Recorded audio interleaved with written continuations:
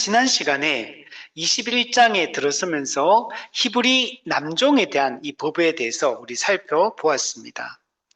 히브리인들도 여러분 노예 제도가 있는 겁니다. 이 종의 제도가 여러분 가지고 있습니다. 그러나 이민족들과는 차이점이 있다.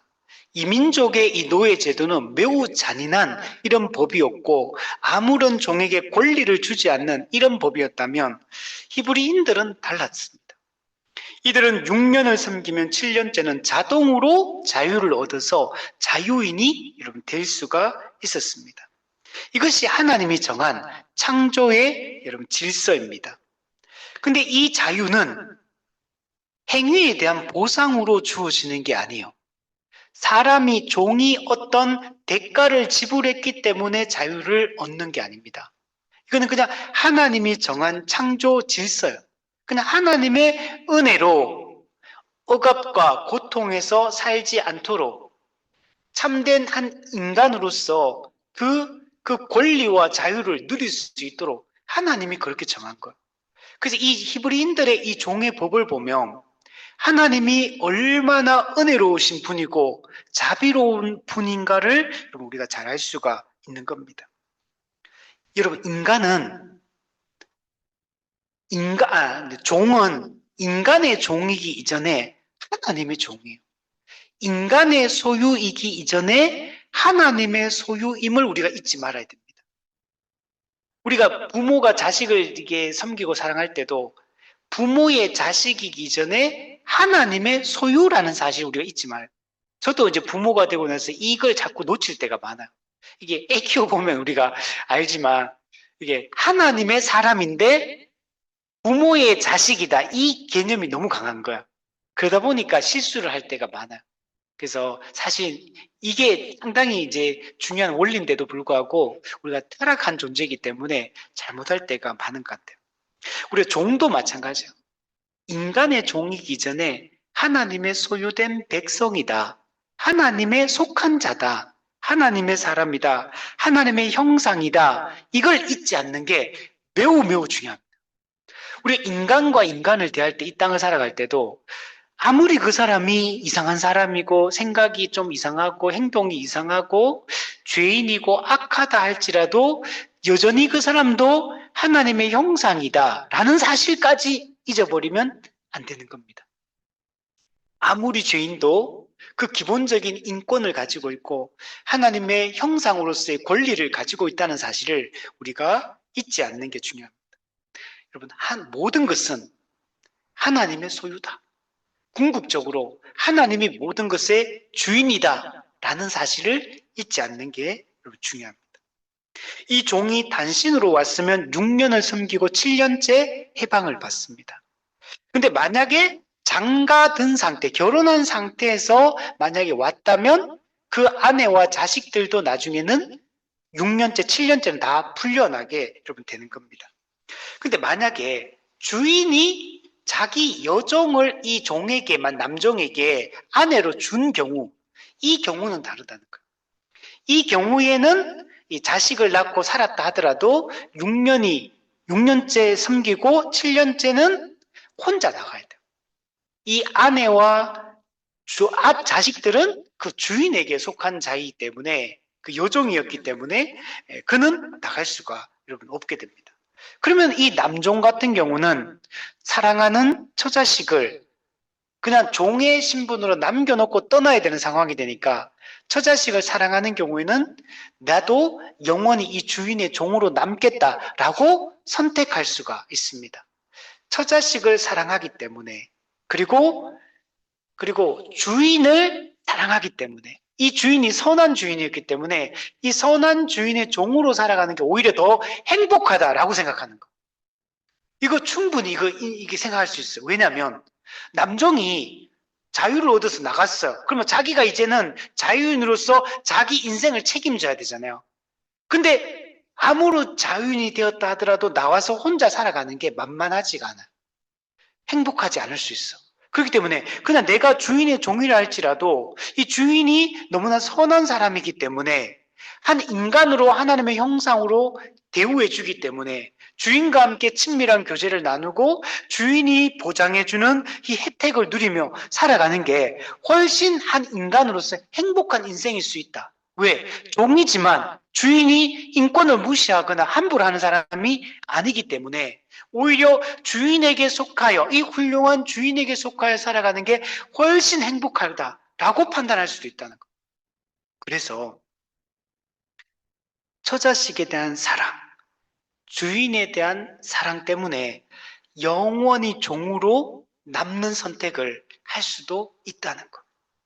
이거는 자유로운 결정이죠. 사랑으로 인한 이 자유로운 결정. 그러나 영원히 완전하게 나는 예속되겠다. 나는 주인에게 복종하겠다. 영원한 주인의 종이 되겠다라고 선택할 수 있다는 겁니다. 우리가 어떤 사람이냐? 바로 우리가 그런 사람들. 하나님이 너무나 좋으신 분이기 때문에, 예수님이 너무나 좋은 분이기 때문에 우리는 그분의 영원한 종이 된 사람들이에요. 물론 하나님의 은혜로 그렇게 된 거죠. 주인이 안 받아주면 그건 또 불가능하기 때문에 주인이 허락하고 용납을 해야지만 가능하죠. 하나님의 그 은혜로 우리는 그리스도의 영원한 종이 된 사람들이 바로 그리스도인이다. 성도는 율법의 위협 때문이 아니라 이 복음에 대한 사랑, 복음의 은혜 때문에 우리는 그리스도의 영원한 종이 된 여러분 사람들입니다. 그래서 성도는 어떤 사람이냐? 기본적으로 귀뚫은 자다. 그리스도의 집에다가 우리는 만약 마귀의 집에 귀뚫으면 안 돼. 그죠? 마귀의 귀에 원래 죄인들은 다 마귀의 이 집에 귀뚫은 자들이거든. 근데 우리는 그리스도의 집에 귀를 뚫은 사람들. 그래서 영원한 그리스도의 종, 영원한 하나님의 종이 되어서 우리는 지금 현재 살고 있습니다. 그래서 우리는 내가 그리스도의 종이다라는 사실을 항상 생각해야 돼요. 그 두 가지 정체성이 다 있어요. 성경에 보면 주께 속한 자유인이다라는 이 의식이 있어야 돼. 주께 속한 자유인이다. 이 말은 죄로부터 자유를 얻은 자다. 이 확신을 가져야 되고, 두 번째는 그러나 나는 그리스도의 종이다. 하나님의 종이다. 내가 하나님의 종이란 말은 나는 내 주권을 내가 가지고 있는 게 아니라 하나님이 내 주인이다. 내 주권은 하나님께 이양되었다. 하나님을 주인으로, 나는 그분의 종으로 살기를 결단한. 그러면 종은 어떤 사람의 특징이? 내 뜻, 내 의지, 내 계획, 내 자존심은 없는 사람들이에요. 오직 하나님의 뜻, 하나님의 의지만 있는 사람들, 하나님의 영광만 있는 사람. 나는 죽고 그리스도가 내 안에 사는 것. 내 영광은 사라지고 하나님의 영광이 나타나는 것.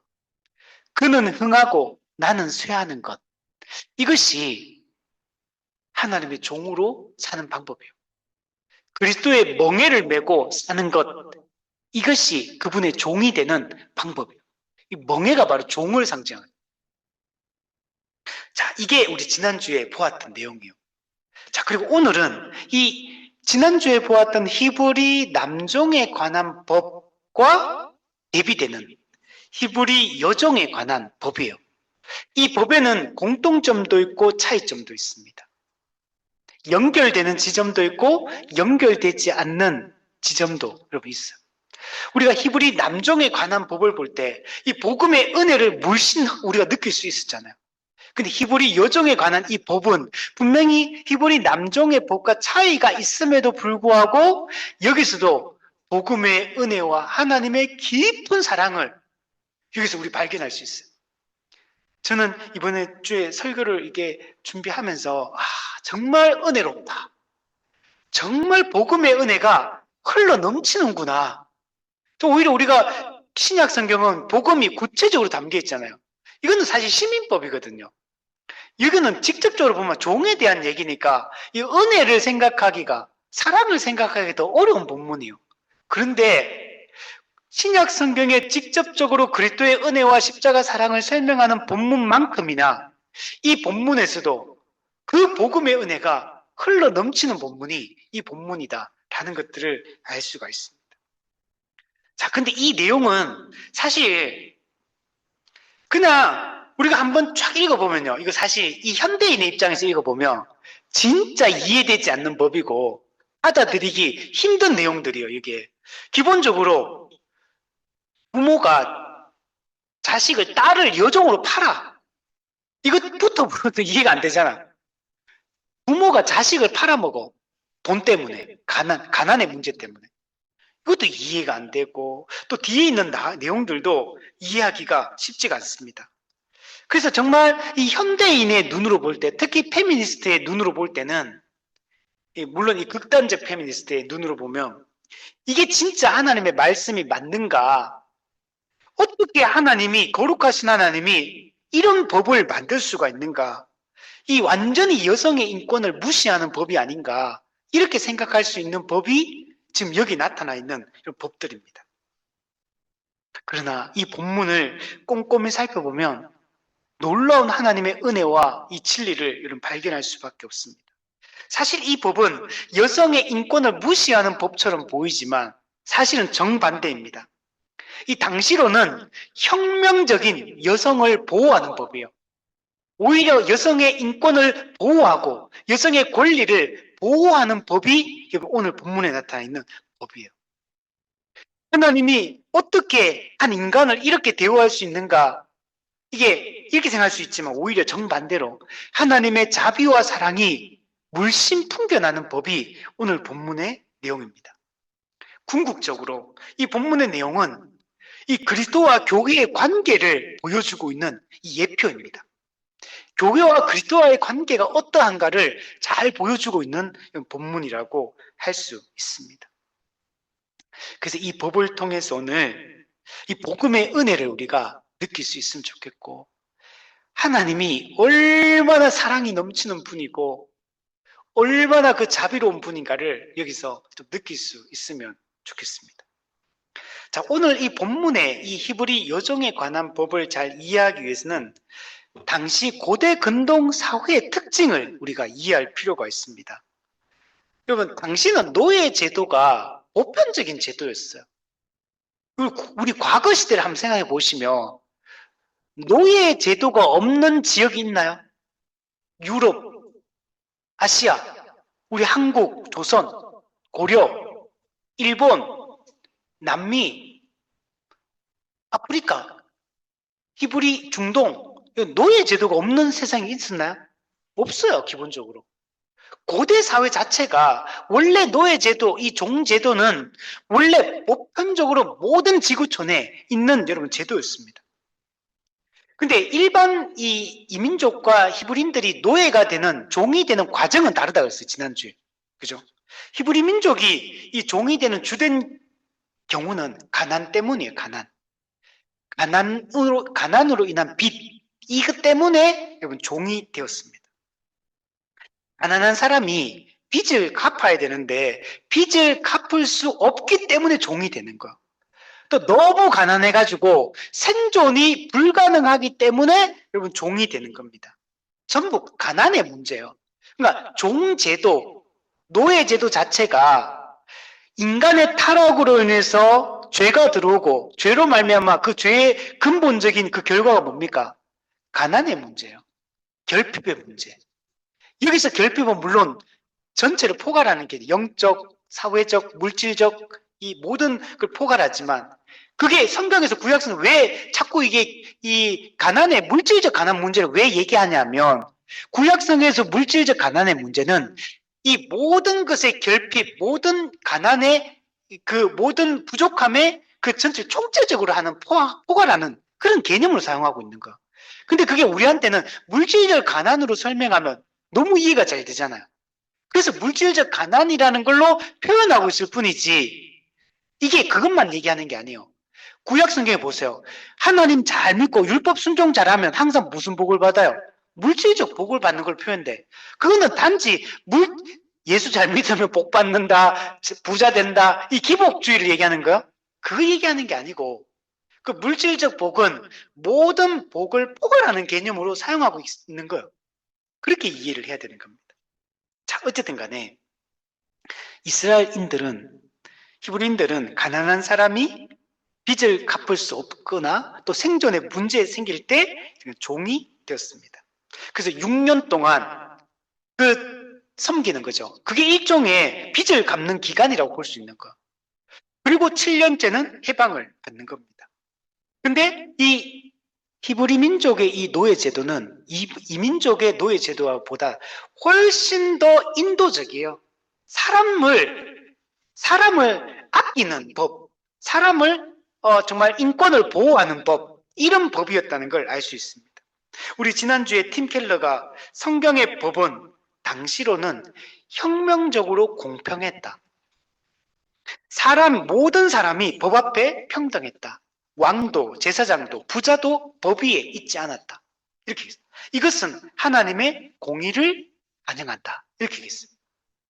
하나님의 법은 이 율법에 기록된 이 법들 하나하나 앞으로 이제 우리가 이 내용들을 살피면 율법에 대한 공부를 할 거예요. 차근차근 해보면 정말 하나님의 은혜가 넘쳐 흘러요. 이 하나님의 이 세부적인 법들, 그게 의식법이든 시민법이든 살펴보면 하나님이 얼마나 위대하신 분인가를 우리는 고백하지 않을 수가 없어요. 여기서 우리는 신약 성경에서만 그 은혜를 발견하는 게 아니라 구약의 율법을 통해서 이 복음의 은혜가 넘쳐 흐른다는 걸 알 수 있어요. 나중에 우리 PTS 과정 중에 이 율법 공부가 있습니다. 작년에 처음으로 했어요. 이제까지 없었거든요. 율법의 이 모든 걸 세부적으로 설명하는 건 아니지만 율법 전체의 큰 틀에 대한 공부를 지난 학기에 했었어요. 그것만 공부해봐도 율법이 얼마나 좋은 건가를 알 수가 있고 하나님이 어떤 분이신가를 깊이 경험할 수 있어요. 근데 물론 이제 그러고 나서 우리가 이제 이 세부적인 걸 하나하나 살펴봐요.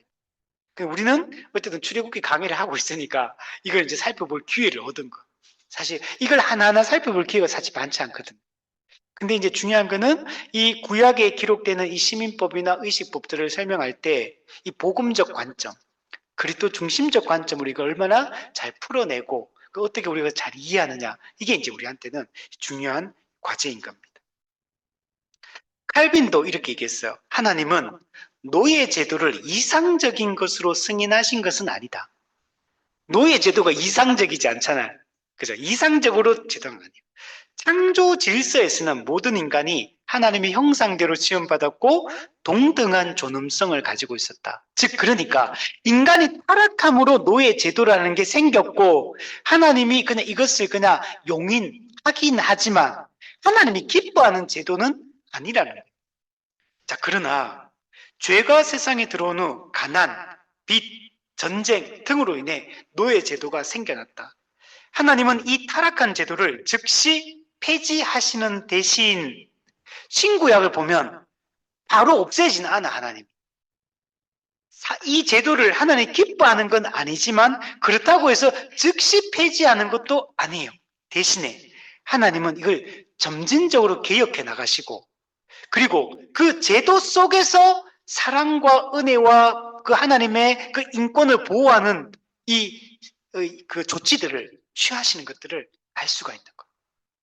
그러나 궁극적으로는 하나님은 이 세상의 노예 제도 자체를 나중에는 없앱니다. 결국에는 노예 제도는 없어져요. 영국에서, 미국에서 이 노예 제도가 나중에 없어지잖아요. 법으로 만들어지잖아요. 지금 우리나라도 마찬가지고. 조선시대까지만 있었는데 그 이후부터는 없어졌잖아요. 근데 여기서 중요한 건 그거예요. 하나님의 관심은 이 땅의 타락으로 인해 만들어진 제도나 그런 법이라 할지라도 그 법 자체를 당장 바꾸고 안 바꾸고가 하나님한테는 그렇게 중요하지 않아요. 왜냐?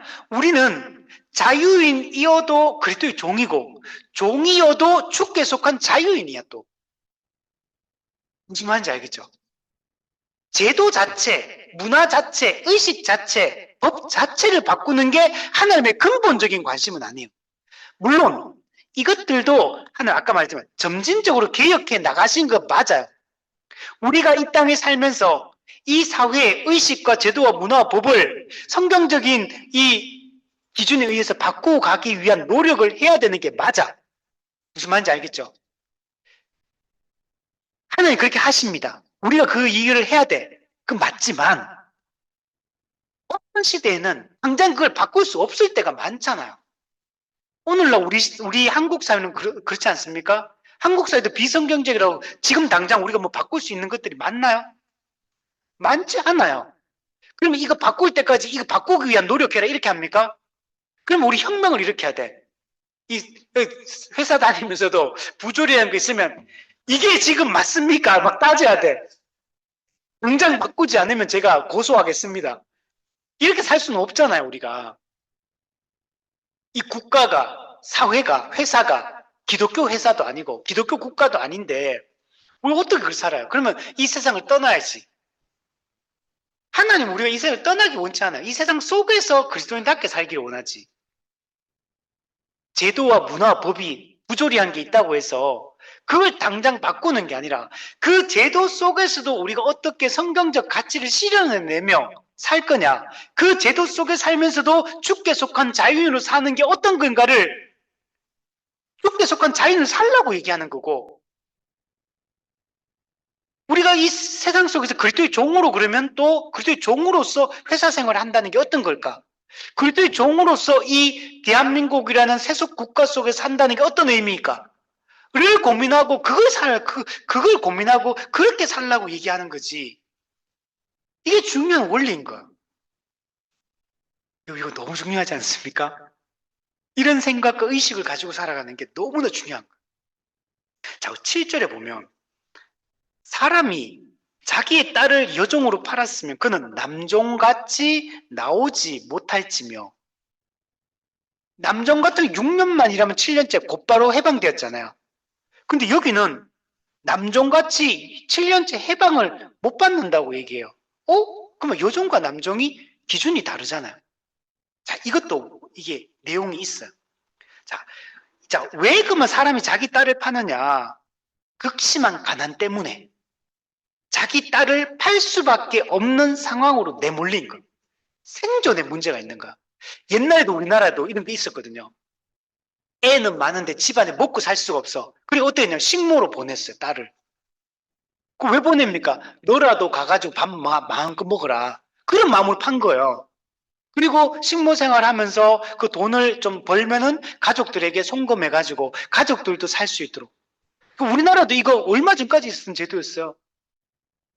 그리고 다른 나라 다 이렇게 합니다, 지금도. 이게 그러니까 이상한 게 아니에요. 극심한 가난 때문에 이렇게 팔 수밖에 없었어. 그 전 세계에 보면 전부 결혼 지참금 제도가 있는 거예요. 그러니까 어떻게 합니까? 돈 주고 그 시집에 그 남편이 돈 주고 아내를 데리고 왔잖아요. 그거 불과 얼마 전까지 계속 다 했어요. 옛날 아프리카 같은 데 보면 갈 때 소 한 마리 주고 소 5마리 주고 이런 거 있거든. 우리나라도 그거 있었고 지금 없나요? 지금 요즘에 뭐죠? 국제결혼도 그렇게 하잖아요. 그래서 이거 부정적으로 보는 분들도 많아요. 제가 아는 분도 중국 사람하고 결혼했거든요. 근데 그렇게 결혼한 건 아니고 소개로 만났는데 중국 사람과 결혼했어요. 근데 중국에도 이 법이 있는 거야. 남편이 시댁에, 그죠? 뭐죠? 처가에 이 돈을 줘야 되는 그 중국 문화거든, 그거는. 그래가지고 이것 때문에 이걸 제가 아는 분도 고민이 되는 거지, 이 지점에 있어서. 이 지점에 있어서 고민이 됐는데, 문화니까 그거는. 근데 하려고 했죠. 근데 그분이 기독교 집안이었어. 그 중국 분이. 그래서 그분들은 우리는 이거 안 한다. 해가지고 안 하고 자네가 지금 잘 살고 계세요. 어쨌든 그건 문화니까 그거 나쁘게 볼 이유는 없어. 우리도 만약에 그런 조선시대에 태어났으면 우리도 그렇게 해야 되는 거지. 그걸 안 하면 결혼할 수가 없는 상황이니까. 여기도 마찬가지예요. 그래서 충분히 이거는 이해할 수 있어요. 자, 근데 특히 여기서 중요한 거는 이 여종이 자기 딸을 팔았는데 여종으로 판다 그랬잖아요. 근데 이 여종으로 팔 때 이거는 사실 일반적인 여종이 아니고 결혼을 목적으로 결혼 배우자로서 계약을 맺고 여종으로 보내는 거. 상황이 좀 달라. 만약에 일반적인 여종으로 보낸다면 6년 일하고 7년째 해방이 가능합니다.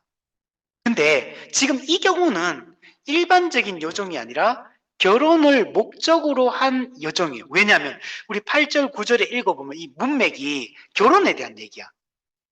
결혼에 대한 맥락으로 이 말을 하고 있기 때문에 이거는 그렇게 우리가 이해를 해야 됩니다. 이거는 당시에 흔한 여러분 일들이었습니다. 자, 그래서 결혼을 목적으로 했기 때문에 이 문제는 다르게 여러분 접근을 여러분 해야 되는 것입니다. 이 부분에 대해서 토마스 왓슨은 이렇게 얘기했습니다. 이 율법이 존재한다는 사실 자체가 인간의 타락을 보여준다. 에덴 동산에서는 이런 법이 필요 없었다. 모든 사람이 충분했고 모든 관계가 평등했으며 모든 필요가 채워졌다. 그러나 죄가 들어온 후 가난이 생겨났고 빚이 생겼으며 사람들은 생존을 위해 자녀를 팔아야 하는 비극적 상황에 처하게 되었다. 이것은 죄의 끔찍한 결과다. 죄 때문에 부모가 딸을 여종으로 팔 수밖에 없는 이런 상황이 여러분 펼쳐진 겁니다. 그래서 이걸 우리가 이상하게 볼 필요는 없다.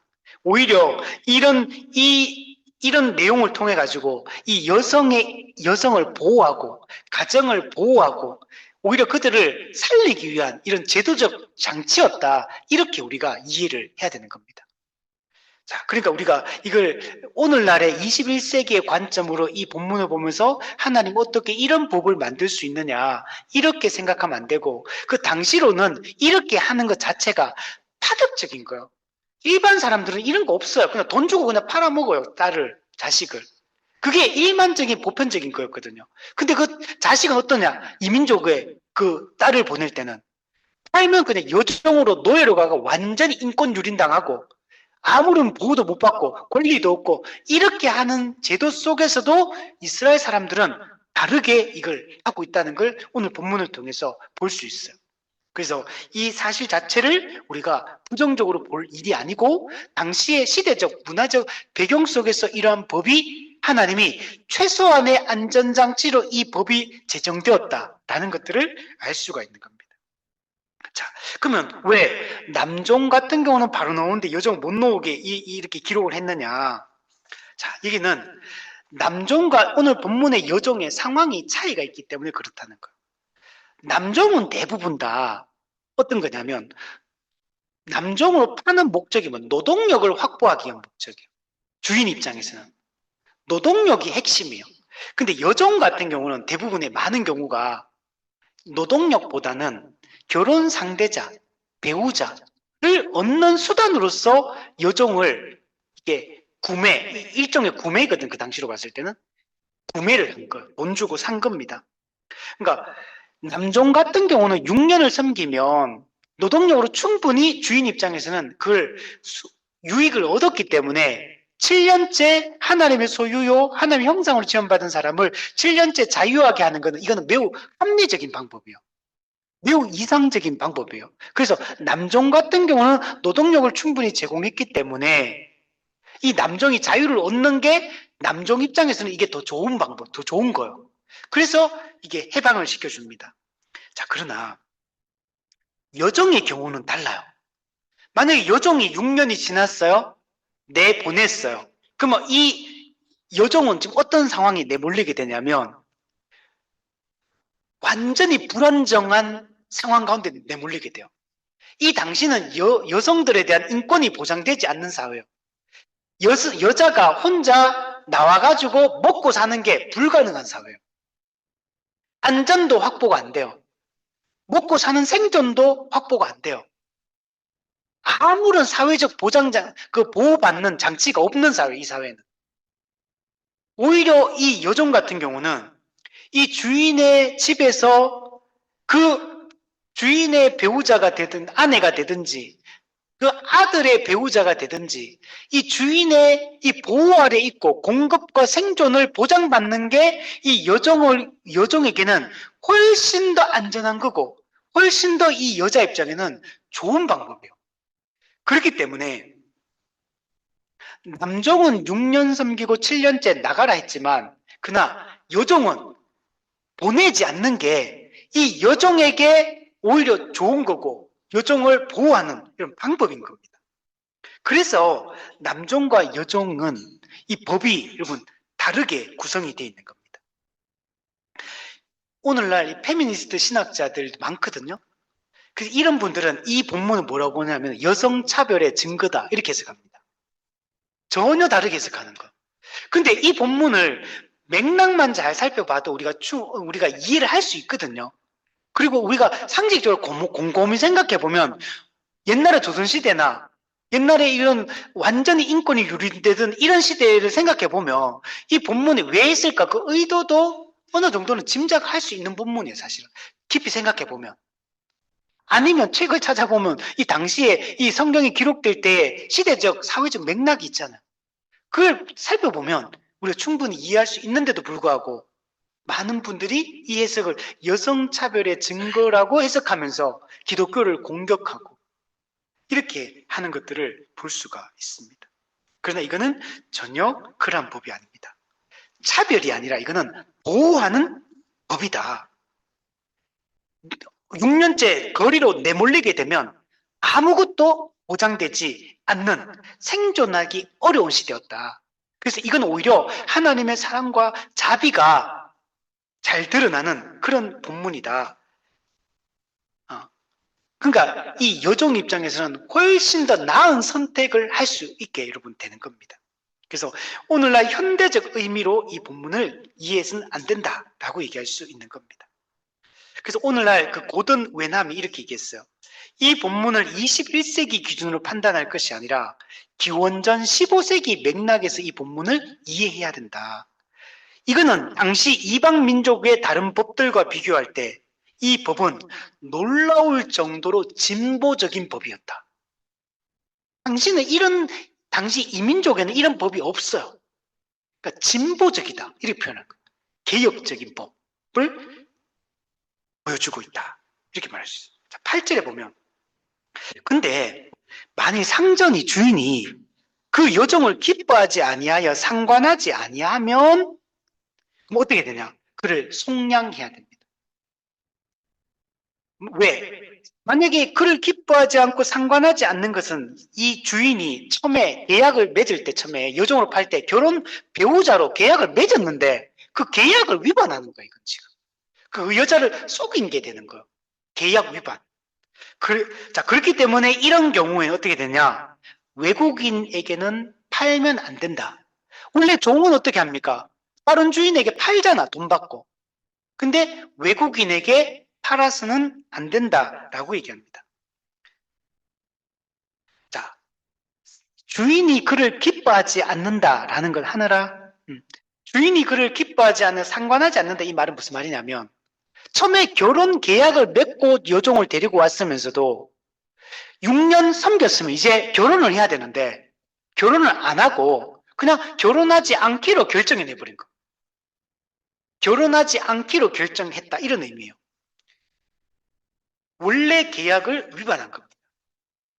칼빈이 그래서 이 부분 이렇게 얘기했어요. 이 법은 남성이 여성을 단순히 물건처럼 취급할 수 없게 만든다. 만약에 그렇게 하지 않고 그냥 여종으로 팔아먹으면 이거는 물건으로 취급하는 것과 같은 거. 히브리인들은 아까 말했잖아요. 하나님의 형상이다. 하나님의 소유다. 모든 사람은.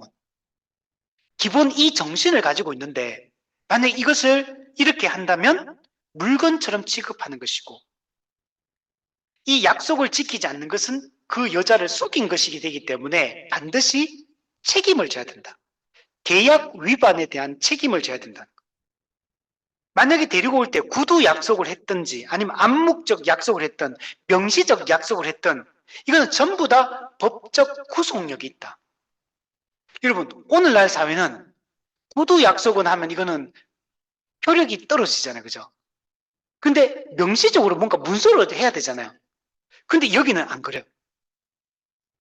여기는 이게 구두 약속이든 그냥 암묵적으로 약속했든 아니면 문서를 가지고 약속했든 모든 게 법적 구속력이 있어. 왜? 성도는 어떤 사람이야? 하나님의 백성은 말을 하는 순간 그거는 하나님 앞에서 정인 앞에서 했기 때문에 사람 앞에 한 것만이 아니에요. 이거는 하나님 앞에서 약속한 서약이기 때문에 그 반드시 지켜야 될 의무가 생기는 거. 그래서 법적 구속력이 있다는 거예요. 근데 만약 이 사람이 결혼 안 하기로 결정한다는 거는 하나님 앞에 서약한 걸 어기는 거기 때문에 단순히 그 여종에게만 법을 어기는 게 아니고 증인 되시는 하나님 앞에서 어기는 거기 때문에 이게 심각한 문제가 여러분 되는 겁니다. 여러분, 리차드 백스도 그래서 이렇게 얘기했어요. 우리의 약속은 하나님 앞에서 한 것이다. 설령 사람에게 한 약속일지라도 그것은 하나님께서 증인이시다. 여러분, 모든 약속, 이게 결혼 약속이든 뭐 어떤 물건에 대한 약속이든 우리가 인간 사회에서 행하는 모든 약속 있잖아요. 그리스도인이 행하는 약속이라면 그건 전부 하나님을 증인으로 하나님 앞에서 한 서약이에요. 그럼 우리가 그걸 지켜야 돼요. 저도 약속을 어길 때가 사실 많은데 우리 특히 이제 애들한테 옛날에 이제 약속할 때 애들한테 나중에 이거 꼭 사줄게. 꼭 이거 맛있는 건데 이거 사줄게, 선물 사줄게 했는데 어긴 게 많이 있었어요. 그죠? 우리 아내한테도 부부 관계에도 약속을 했는 것들을 어기는 것들이 있고 사람과의 약속, 다른 사람과의 약속을 어긴 것도 있고 이거 사실 하나님 앞에서 약속을 어긴 거. 또 우리가 하나님 직접적으로 한 서원 같은 것도 있잖아요. 서원. 이런 것도 우리가 어길 때가 많잖아요. 이렇게 하겠다. 우리 연초에 많이 하잖아요. 연초에. 그것도 하나님 앞에 서약을 어기는 것과 같아요. 그 전도서 말씀 보면 하나님께 서원하였거든 갚기를 더디하지 말라. 서원하고 갚지 아니하는 것보다 서원하지 아니하는 것이 낫다라고 이렇게 말씀하고 있어요. 사람과 어떤 약속을 맺을 때 회사와 회사끼리 약속을 맺을 수도 있고 그럼 우리가 어떤 기한이 있잖아요. 기한이. 그걸 지켜야 되는 거죠. 반드시 그 성취를 해야 되는 거죠. 스탠리 하우오스도 이렇게 얘기합니다. 약속의 신성함은 언약 공동체의 기초다. 언약 공동체는 하나님 앞에 서약을 기초로 하고 있기 때문에 그 신성한 것이다라고 해요. 만약 우리가 약속을 지키지 않는다면 모든 관계가 무너진다. 우리도 사람도 그렇잖아. 약속 안 지키면 신뢰가 떨어진다 그러잖아요. 예전에 그 경상교회 사회 갈 때 정주경 목사님 저한테 요즘 그리스도인들은 공수표를 남발한다 이렇게 얘기하더라고요. 공수표를 남발. 제가 그 얘기 뜨끔하더라고요. 그 얘기 듣고 나서. 지키지 않을 약속을 한다는 거야. 그러면서 예를 들어서 이렇게 말씀하시더라고요. 목사님 언제 한번 밥 같이 먹어요. 이렇게 자기한테 얘기해놓고 한 번도 연락 온 사람이 없다는 거야. 그래서 우리가 이제 예의상 이런 말 많이 하잖아요. 우리 나중에 한번 만나요. 차 한잔 해요. 해놓고 연락 안 하는. 이것도 다 약속인데 안 지킨다는 거예요. 예를 들면. 그래서 이 고대 이스라엘 사회에서도 약속이 얼마나 중요한지를 이 본문을 통해 보여주고 있다는 거예요. 그래서 주인이 그 여종과 결혼하지 않기로 만약에 6년 지나고 7년째 반드시 결혼해야 되는데 안 하기로 결정하면 어떻게 되냐면 여종을 속량해야 된다. 속량이라는 단어를 이렇게 쓰고 있어요. 우리 복음의 기초 3과에서 속량 나오잖아요. 속량. 이 속량이라는 단어는 성경 전체를 관통하는 핵심 키워드 중에 하나가 이 속량입니다. 값을 치르고 구속하다. 값을 치르고 해방하다. 이런 뜻이에요. 이 속량은, 이 단어는 세 가지 요소를 포함하고 있어요. 첫 번째는 우리가 원래 노예 상태다라는 걸 전제하고 있는 말이에요. 우리는 원래 죄의 종이다. 두 번째, 근데 값을 치렀다는 개념이 담겨 있어. 값. 그리스도의 보배로운 피가 지불되었다. 세 번째, 그 결과 우리가 자유를 얻게 되었다. 우리는 죄의 종에서 의의 종으로 해방되었다. 이 의미를 다 포함하고 있는 단어예요. 그래서 이 여종이 지금 속량된다, 자유함을 받는다, 해방된다 이 말은 이런 하나님이 우리에게 베풀으신 이 은혜에 대한 예표가 여러분 되는 겁니다. 그래서 여종의 이 속량은 작은 그림이고 그리스도의 속량은 큰 그림이다. 여종의 이 속량을 통해 뭘 보여주려고 하는 거냐면 그리스도께서 우리를 속량하신 것을 보여주려고 하는 거다라고 얘기를 하는 겁니다. 이 여종은 은이나 금으로 속량되지만 우리는 흠없고 점없는 어린 양 같은 그리스도의 보배로운 피로 속량을 받았다. 여종은 일시적 자유를 얻지만 우리는 영원한 자유를 얻게 되었다. 이렇게 얘기를 하는 겁니다. 그래서 이 주인은 자기가 계약을 위반하는 경우이기 때문에 다른 사람에게 돈 받고 팔아서는 안 되는 거예요. 그냥 속량해야 돼, 그냥. 그죠? 여종이 값을 안 치르잖아. 그냥 자유를 바로 해방시켜줘야 되는 거예요. 주인 입장에서. 그리고 이 할 때 외국인에게 절대 팔면 안 된다. 이 얘기를 따로 합니다. 왜 외국인에게 팔면 안 된다. 이 얘기를 할까? 다른 사람에게 팔면 안 된다. 이렇게 말하면 되잖아요. 굳이 특정한 외국인에게는 팔면 안 된다. 이 얘기를 합니다. 우리 에베소서도 보면 우리 예수 믿고 구원받은 이방인들을 뭐라 표현하냐면은 이제는 외국인이 아니다. 나그네가 아니다. 외국인이 아니다. 이런 말 하거든요. 여기서 외국인이 그럼 의미하는 바는 뭘까요? 그렇죠. 언약과 상관없는 이방인이다. 이 얘기를 하는 것.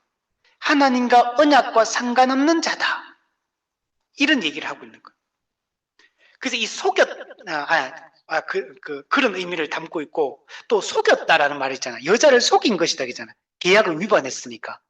이 속인다, 이 말도 전부 다 언약 배반하는 성경 문맥에서 다 나오는 단어들이요. 바가드, 속이다. 언약을 배반할 때. 근데 지금 주인이 결혼하기로 약속해놓고 여종으로 데리고 와놓고 6년이 지났는데도 결혼을 안 하면 이 사람의 언약을 배반한 걸로 이해하고 이 언약 배반의 책임을 묻겠다라고 성경은 지금 얘기를 하는 겁니다. 자, 이 외국인, 언약 밖의 사람, 이 언약 밖의 사람이라는 얘기는 이 사람 어떤 사람이냐? 우상숭배자다 이 얘기예요. 하나님을 신으로 섬기지 않고 우상을 숭배하는 자에게는 절대로 팔면 안 된다. 여종을. 왜? 만약에 우상 숭배자에게 여종을 팔면 그 여종은 히브리인이에요. 언약 백성이에요. 언약 백성이 아닌 자, 우상 숭배자 밑에서 만약에 종으로 살면 어떻게 되겠어요? 그렇게 되는 거예요. 똑같이 우상 숭배를 할 수밖에 없고 그 언약 백성으로서의 권리를 다 잃어버리게 되는 거예요. 그러면 이 여종 어떻게 됩니까? 완전히 최악의 상황으로 전락해버리는 거예요. 인권도 보호받지 못하고 육적으로도 영적으로도 아무런 인권을 보호를 받지 못해요. 그래서 절대로 이런 악한 짓을 해서는 안 된다라고 얘기를 하는 겁니다. 그러니까 영적으로도 보호하고 또 이 여성의 인권도 보호하고 또 언약 공동체를 보존하기 위함이에요. 만약에 여종들을 이방인에게 파는 순간 어떻게 됩니까? 히브리인들의 이 언약 공동체, 구별된 언약 공동체가 깨어지게 되는 거예요. 그래서 성경에서는 이런 것들을 하지 말라고 하는 거예요. 그래서 가나안 땅에 들어갈 때도 뭐라 그럽니까? 하나님이 가나안 족속과 결혼하지 마라. 너 딸들을 그들 아들에게 주지 말고 너희 아들들을 그들의 딸들에게 주지 마라. 결혼하지 말라는 얘기를 그렇게 많이 하는 거예요. 이게 신약에 그대로 넘어오는 거. 우리 신자들 어떻게 됩니까? 믿지 않는 자와 멍에를 같이 매지 말라. 이 얘기가 연결되는 거예요. 왜? 하나님의 언약 백성이 하나님과의 언약 관계를 유지하고 언약 백성으로서의 그 권리를 누리고 그 상속을 받고 그 언약의 복을 누리려면 반드시 신자와만 결혼해야 돼. 믿지 않는 사람과 결혼하면 안 되는 겁니다. 제가 요즘 하늘이 사랑해 때 항상 그 얘기 하거든. 나중에 이성교제는 이때부터 해라. 이성교제는 결혼을 전제로 하는 거다. 안 믿는 사람과 만나면 안 된다. 이런 얘기를 하는 거예요. 제가 이제 한번 우리 아이들한테도 한번 이 이성교제와 결혼에 대한 얘기를, 성경적 기준에 대한 얘기를 저희 애들 좀 본격적으로 요즘은 가르쳐야겠다는 생각이 많이 해요. 왜 그러냐면 사랑이가 얼마 전에 했던 얘기가 있거든. 친구들 이성교제 엄청 많이 한다 그랬어요. 중학교 1학년, 2학년 때도. 근데 애들 또 담배 냄새가 그렇게 많이 난대, 담배 냄새가. 중학교 1학년, 2학년들도, 3학년들도, 여자들도 담배를 많이 피우고 있다는 얘기죠. 근데 저는 이거 카페 가면은 자주 봅니다. 애들 그 골목이 약간만 들어가잖아. 교복 입고 그 애들 학생 그 입고 담배 피는 애들이 그렇게 많아, 여자애들이. 남자애들은 당연히 많고. 그러면 운동 며칠 전에 하는데 남자애 중 한 중학생 같아. 남자애 둘이가 아침에 등교하는 길에 아파트 뒤에 제가 운동하고 있는데 거기서 담배 피우고 있더라고. 제가 지나가도 애들이 길을 안 비켜줘. 내가 피해가 갔어. 담배 피우고 있는데 내가 그럴 수밖에 없어. 말을 할 수도 없어. 그것도 있고 말한다고 해서 제가 말한들 얘들이 가가 담배 안 피우겠느냐. 이렇게 변하는 거죠. 그래서 우리가 하나님의 백성이다. 언약 백성이다. 우리 믿는 자다. 신자다. 라는 이 의식을 우리가 이 정체성을 지키기 위해서 믿는 신자와 결혼하는 게 얼마나 중요하고 믿는 사람들과만 이성교제. 이성교제는 또 나도 결혼 아니니까 불신자고 해도 되는 거 아니냐 이렇게 생각하는데 아니요. 이성교제는 결혼을 하기 위한 준비 과정인 거. 전제 과정이기 때문에 반드시 이성교제도 신자하고만 이성교제를 해야 된다. 그래서 이 법이 얼마나 이 여종의 인권을 보호하고 영적으로 또 언약 백성됨을 정체성을 보존하기 위해서 이 법을 주셨는가를 우리가 잘 알 수 있는 겁니다. 여종으로 팔렸다고 해서 종으로 팔렸다고 해서 언약 백성의 신분이 사라지는 게 아니에요, 여러분. 근데 이거는 이 세상의 사회적 신분이 변화된 거지 영적 신분이 변화된 게 아니에요. 여전히 언약 종도 언약 백성이라는 사실을 잊지 말아야 돼요. 이게 나중에 신약에 넘어오면요 똑같이 적용이 돼요. 신약 시대도 종과 주인의 관계가 한 지역교회 안에 있었거든요. 근데 그때 주인은 종이라고 해서 교회 안에서 종처럼 생각하면 안 된다. 또 종도 같은 믿음의 형제라고 해서 사회적인 이 역할들과 책임을 방기해서는 안 된다. 그 얘기를 성경이 강조를 하고 있어요. 성경은 얼마나 여러분 공평한 법인지 몰라요. 구약성에 또 이런 법도 있어요. 가난한 자라고 해서 그 사람을 법적으로 이 법적인 처벌을 형벌을 신문을 할 때 가난한 자라고 해서 봐주고 부자라고 해서 더 엄격하고 이렇게 하면 안 된다. 부자든 가난한 자든 법 앞에 똑같은 기준으로 똑같이 판단받아야 된다. 그죠?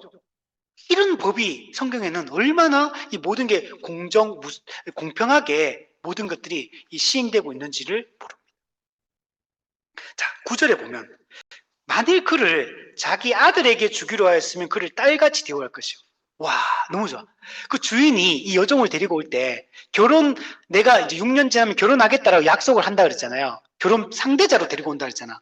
근데 주인이 자기와 결혼하려고 데리고 올 수도 있고 자기 아들의 아내, 며느리로 삼으려고 여종을 데리고 올 수도 있어. 둘 다 가능해. 그래서 지금 같은 경우는 9절은 며느리로 삼기로 작정하고 이 여종을 사왔던 거야. 만약 이렇게 데리고 왔는 경우 어떻게 해야 되냐? 딸같이 대우해라. 와, 종처럼 대우하지 말고 딸과 똑같은 이 권리를 가진 존재로 대우해라. 지금 이렇게 얘기를 하고 있는 겁니다. 야, 얼마나 멋집니까? 이렇게 되면 유산 상속권이 주어집니다. 여러분, 딸도 구약에도 보면 유산이 상속되는 경우들이 있거든요. 유산 상속권이 주어지고 또 딸처럼 보호받고 돌봄을 받게 돼요. 공급을 여러분 받게 됩니다. 그러니까 이 여종이 종으로 팔려왔다고 해서 이 주인의 집에 계속 산다는 게 나쁜 게 아니에요. 오히려 보호받는 거예요. 그래서 오히려 어떻게 되냐면 사회적 신분이 오히려 변화가 되는 겁니다. 그리고 실제적으로 그 혜택을 누리게 여러분 되는 겁니다. 여러분 실제로 한번 생각해 보세요. 가난한 자의 집에 딸이 가난한 집에 그 상태로 계속 있으면 어떻게 되겠어요? 계속 생존에 문제가 걸려버려. 계속 비참한 인생을 살아야 돼요. 근데 오히려 지금 부유한 가정의 주인의 아내가 되든지 주인의 자식의 아내 며느리가 되든지 이거는 전부 다 어떤 거냐면 사회적 신분이 상승할 수 있는 기회가 되는 거예요. 만약에 데리고 왔는데 막 종처럼 풀어먹고 막 학대하고 막 그런다면 문제가 돼요. 근데 그런 걸 못하도록 보호를 해주고 있어, 법적으로. 어떻게 되냐? 아내가 되는 거고 딸처럼 여김을 받는 거야. 오히려 신분이 보장이 되는 거야. 안전이 보장이 되는 거야. 모든 권리를 더 누리게 되는 거야. 실제로 결혼을 딱 하는 순간 어떻게 되냐? 종처럼 부리는 게 아니에요. 그냥 그 신분에 걸맞게 그냥 그 집의 안주인이 되는 거고 그 집의 며느리가 되는 거예요. 그 모든 권리를 누리고 그 언약 백성을 충분한 복을 누리도록 하는 사회적 장치로 이게 작용이 됐던 겁니다. 근데 일반 이민족은 결혼을 할 수도 있어, 거기서는. 근데 거기서는 언제든지 버릴 수 있는 거예요. 보장이 안 돼요. 전혀 다른 관계라는 것들을 여러분 알 수가 있는 겁니다. 그래서 이게 얼마나 놀라운 법인지 여러분 모릅니다. 그래서 이 부분에 대해서 메틀린이 이렇게 얘기했어요. 이것은 여종에게 큰 은혜였다. 그녀는 종의 신분에서 가족 구성원이 되는 거고 며느리로 상승했다. 이것은 하나님의 은혜가 어떻게 낮은 자를 높이시는지를 보여주는 예표다. 이거는 오늘 우리 죄의 종이었던 우리를 그리스도 하나님의 자녀가 되게 하신 우리를 아주 낮은 신분에서 높은 신분으로 우리 신자들을 바꿔주신 이 복음의 은혜를 보여주고 있는 거예요. 여러분, 우리는 원래 어떤 사람이었습니까? 죄의 종이었고 하나님의 진노의 자녀였어요. 그런데 우리를 택하사 이제는 하나님이 우리를 자기의 아들들이 되게 하셨다. 상속권, 하나님의 상속자가 되게 하신 이 사건이 이 여종이 지금 이 아내가 되고 딸같이 여김받는 것은 바로 이 복음의 은혜를 보여주고 있는 일종의 예표 역할을 여러분 하고 있는 겁니다. 자, 10절에 보면 만일 상전이 다른 여자에게 장가들지라도 그 여자의 음식과 의복과 동침하는 것은 끊지 말라. 이거는 또 다른 상황이에요. 자, 이건 어떤 거냐면 만일 상전이 다른 여자에게 장가든다 이 말은 무슨 말이냐면 이 주인은 이미 결혼을 했어. 지금 두 번째 결혼하는 거야, 두 번째. 여종을 두 번째 아내로 지금 맞아들이고 있는 이 상황을 가정해서 얘기를 하는 거지, 지금 여기서. 쉽게 얘기하면 일부 다처제입니다, 일부 다처제. 오늘날의 입장에서는 이걸 우리가 이해하기 힘듭니다. 하나님이 왜 이런 일부 다처제를 허용하는 이런 법을 만들었는가? 이렇게 생각할 수 있잖아요. 그러나 여러분, 원래 일부 다처제는 하나님이 만든 법이 아닙니다. 일부 다처제는 인간이 타락했기 때문에 타락 이후에 생긴 제도예요, 이거는. 하나님이 고안해내서 만든 법이 아닙니다. 창세기 2장 24절에 남자가 부모를 떠나 그 아내와 합하여 둘이 한 몸을 이룰지로다. 한 명하고 결혼하도록 하나님이 원래 만든 이 단수입니다. 복수가 아니고. 근데 타락하고 나서부터는 이게 이제는 이 제도가 생긴 거예요. 언제부터? 창세기 4장, 3장에 타락하잖아요. 창세기 4장이 라멕, 아내를 2명을 또 처음으로 이렇게 일부 다처제가 생깁니다. 이때부터 일부 다처제가 됩니다. 심지어 성경에 아브라함도 아내가 많아. 그렇잖아. 그리고 야곱 아내 많아. 다윗 아내 많아. 솔로몬 첩과 아내가 1000명이야, 1000명. 그러면 저도 이것 때문에 옛날에 고민 진짜 많이 했거든요. 일부 다처제는 좋은 게 아닌데 하나님 기뻐하는 법이 아닌데 왜 그러면 아브라함은 왜 일부 다처제를 했느냐? 다윗은 왜 이렇게 결혼을 많이 하느냐?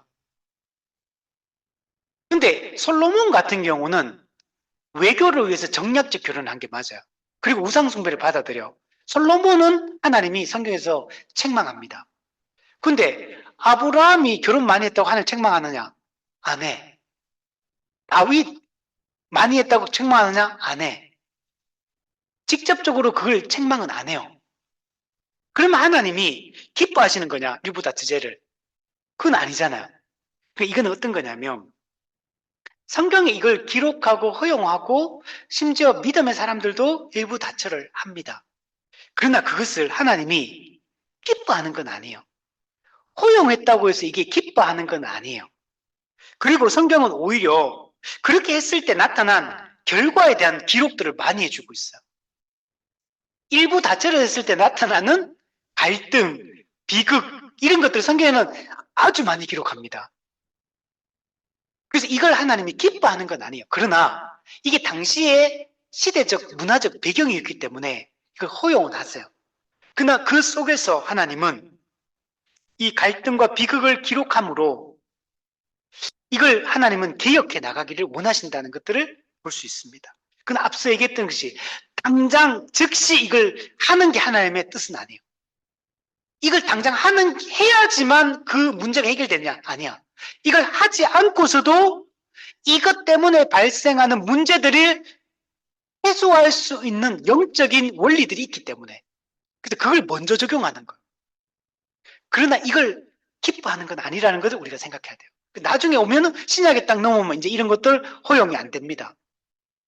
그렇죠? 그래서 칼빈도 이렇게 얘기했습니다. 하나님께서 일부 다처제를 이상적으로 승인하신 것이 아니다. 이것은 인간의 죄성과 완악함의 결과다. 하나님은 이 불완전한 제도가 존재하는 현실 속에서도 최소한의 정의를 보장하려 하셨다. 지금 여기서 이 문제는 이거예요. 이 최소한의 여종의 인권과 권리를 보호하기 위해서 이 불완전한 제도 속에서도 하나님이 안전장치를 마련하셨다는 것들을 보여주고 있다는 겁니다. 하나님은 이것을 기뻐하지 않아요. 이 해악을 제한하기 위해서 인간이 만들어낸 이 제도의 이 악함을 제도적으로 보완하고 제한하기 위해서 첫 번째 아내가 버림받거나 학대당하지 않도록 하기 위한 사랑의 조치로서 이 이야기를 지금 하고 있는 겁니다.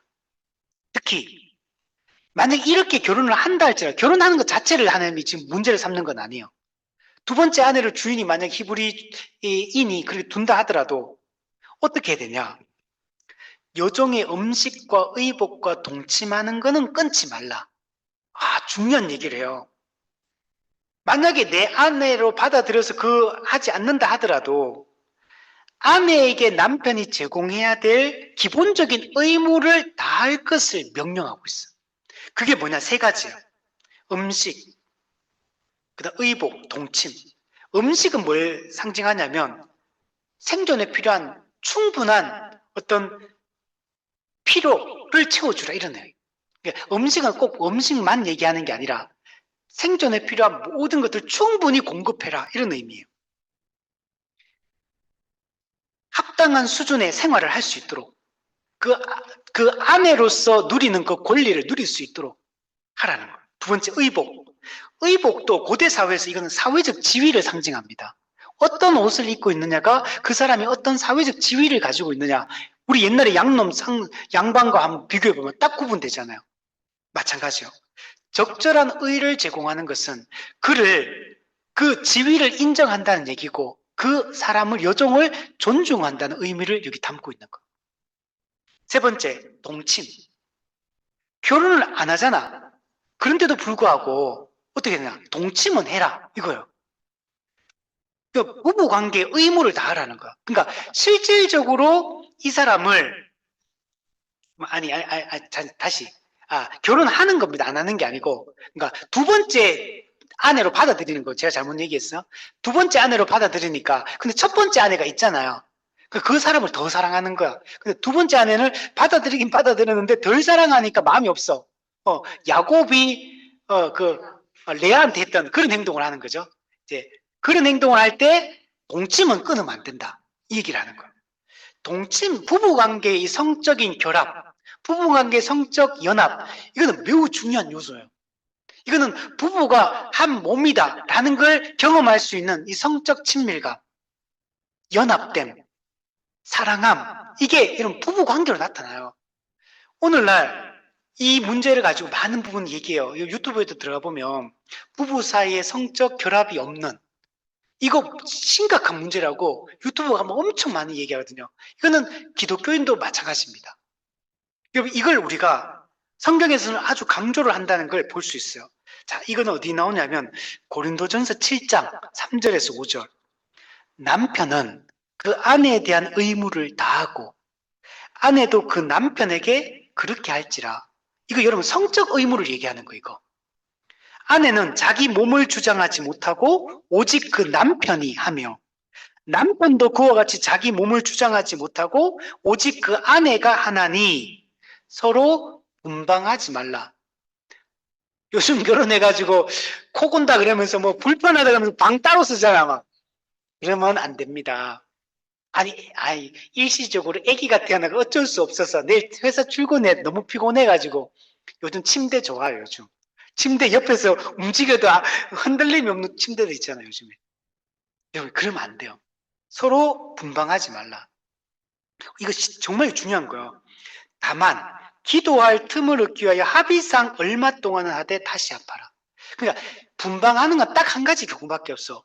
하나님과의 관계를 위해서 더 깊기 위해서, 집중하기 위해서, 기도할 틈을 얻기 위해서 잠시 동안만 그렇게 하는. 그것도 반드시 합의를 해야 돼. 상대방이 노 그러면 하면 안 돼요. 그런 경우에조차도. 그리고 반드시 다시 합해야 돼. 다시 방을 합쳐. 그 방을 합치는 말은 그냥 만약에 그만 방은 합쳤는데 침대 그죠? 침대 따로 하자 따로. 약간 떨어졌어요 이렇게. 이러면 안 돼. 침대는 반드시 붙여야 돼. 한 침대. 그죠? 중요한 거 이게. 이 분방하지 말라는 게 단순히 방만 같이 쓴다고 되는 게 아니야. 이 육체적 친밀감, 성적 연합을 하라는 얘기를 하는 거예요. 이게 성적 연합은 영적 연합과 매우 밀접하게 연결되어 있는 거예요, 여러분. 지난번에 얘기했잖아. 육체적 연합은 영적 연합, 부부의 한몸된 친밀감을 외적으로 드러내는 표상이 되는 게 성적 연합이요. 그리고 육체적 이 성적 연합은 영적으로 부부가 하나 되는 것과도 밀접하게 연결이 돼 있어요, 이게. 영적 연합만 중요한 게 아니야, 여러분. 부부가 서로가 영적으로 하나님과 올바른 관계를 맺는 게 매우 중요하잖아요. 돕는 배필의 역할을 해야 되잖아. 그 돕는 배필의 역할을 하려면 부부가 성적인 연합을 해서 육체적 친밀감, 사랑하는 마음이 있고 이 관계가 잘 이루어져야지 서로가 서로에게 영적으로도 돕는 배필의 역할을 할 수 있는 거예요. 이 부부 관계를 안 하는 사람은 영적으로도 부부 사이에 영적으로 멀어지게 돼 있어요. 육체적 연합이 매우 중요한 거예요, 여러분. 부부 사이에. 이걸 이상하게 보면 안 돼. 하나님이 그렇게 만든 거야. 부부 사이의 연합은 하나님과의 친밀함을 보여주고 부부 사이의 영적 친밀감은 육적 친밀감을 통해서 이게 보장되는 방식으로 만들어 놓은 거예요. 이게 매우 밀접하게 연관되어 있어요. 나중에 이 부분에 대해서 나중에 또 기회가 되면 또 얘기를 할게요. 그래서 이 부분을 여러분 가볍게 얘기하면 안 돼요.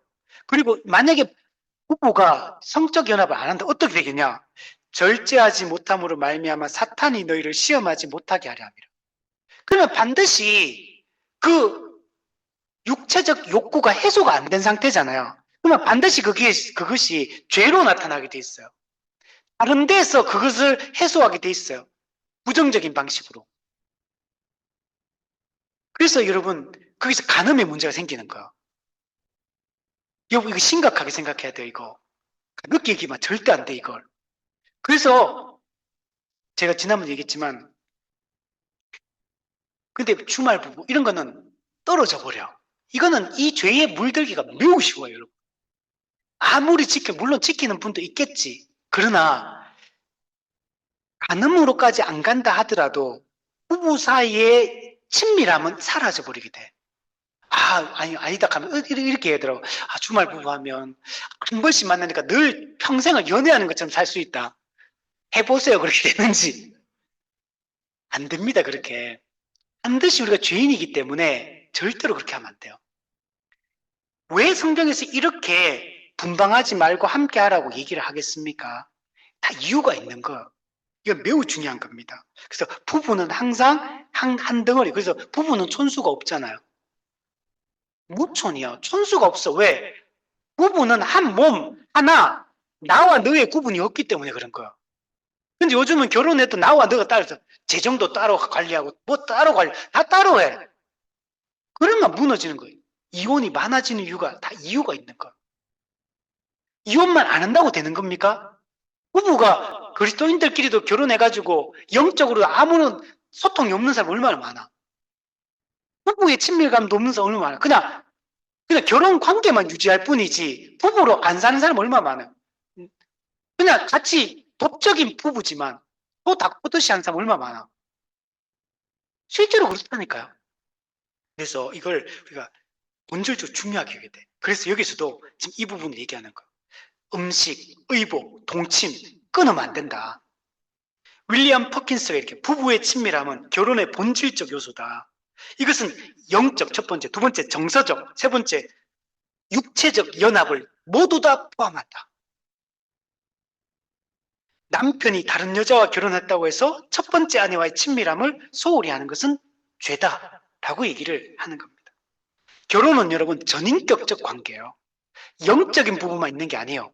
정서적, 육체적 이 모든 부분을 포함하고 있다는 사실을 알아야 됩니다. 마지막 11절. 이 세 가지를 시행하지 않으면 그 여자는 속전을 내지 않고 거저 나가게 할 것이다. 그러면 그냥 속량 놓아주라는 얘기예요. 값을 받지 말라. 일반 사회법은 당시에 여성의 권리가 하나도 보장되지 않았잖아요. 근데 여기는 보세요. 그 의무를 이행하지 않을 경우에는 이 확실하게 그 여자의 모든 그 권리를 보호해주고 인권을 보장해주는 이런 법을 선택하고 있다는 것들을 알 수가 있습니다. 자, 그래서 속전 없이 자유롭게 나가는 거, 이거는 뭐냐면 우리가 죄의 종이었던 우리가 전적인 하나님의 은혜로 우리가 속량을 받는 걸 보여주고 있는 거예요. 이걸 예표해주고 있는 겁니다. 우리도 하나님 앞에 아무런 죄값을 치르지 않았잖아요, 우리가. 그런데도 불구하고 우리는 전적인 은혜로 우리가 구원을 받고 자유를 얻게 된 겁니다. 죄의 종이었던, 사탄의 종이었던, 율법의 종이었던 우리가 값없이 자유를 얻게 된 거예요. 그래서 우리는 주께 속한 자유인, 해방받았네, 해방받았네. 자유 얻었네, 자유 얻었네. 우리가 이런 존재가 되게 된 겁니다.